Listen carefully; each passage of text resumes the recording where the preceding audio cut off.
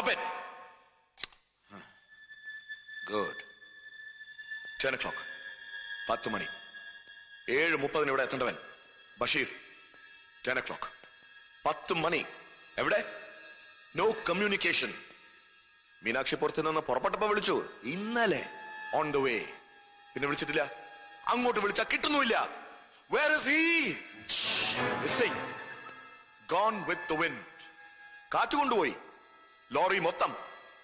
A truckload of iron and Bashir. All gone. എന്ത് കാറ്റ്? എങ്ങോട്ട് പോയി? No, no, no, no, no. എങ്ങോട്ട് പോയെന്ന് അറിയണമെങ്കിൽ കാറ്റ് എവിടുന്ന് വന്നു എന്നറിയണം. യെസ്, ബഷീറിന്റെ യാത്ര നമുക്കൊന്ന് അനലൈസ് ചെയ്ത് നോക്കാം, എപ്പിസോഡ് ബൈ എപ്പിസോഡ്. പിടികിട്ടുന്നില്ല അല്ലേ? Rewind, rewind, rewind the incidents, man.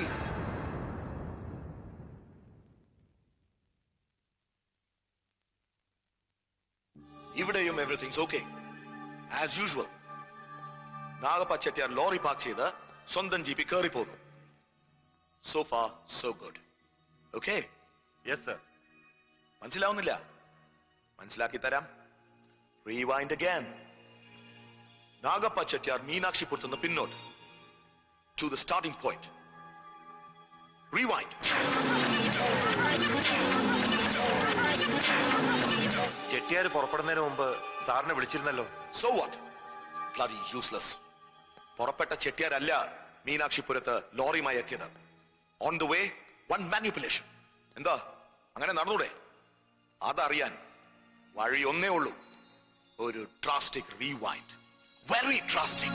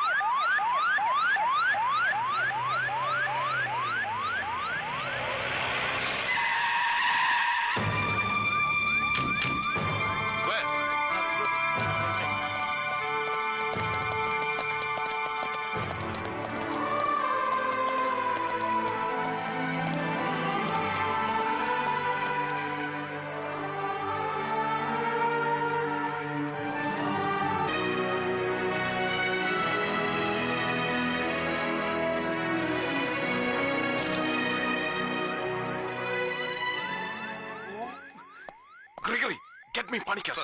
Quick! Yes. Come.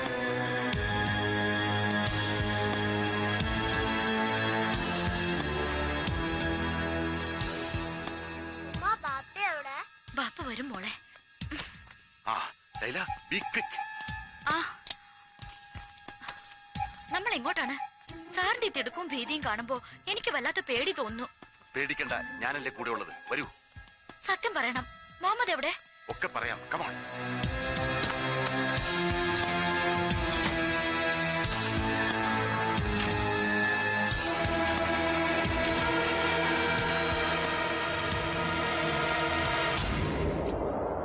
Blistering barnacles.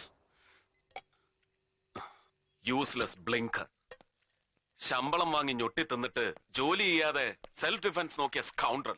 Sir ആരെ പറ്റി പറയുന്നു? എന്നെ തന്നെയാണോ? ആ പൗലോസ് അച്ഛന്റെ ബോഡി കണ്ടപ്പോ ആ മൊമെന്റിൽ അവനെ പൊക്കണമായിരുന്നു. ഷെട്ടിയെ ഭാര്യയും കൊച്ചിനെയും പുന്നരിക്കാൻ ആളിനെ വിട്ടു ആദ്യം. അവരുടെ സേഫ്റ്റി ആണല്ലോ പ്രധാനം. അത് നന്നായില്ലേ സാർ?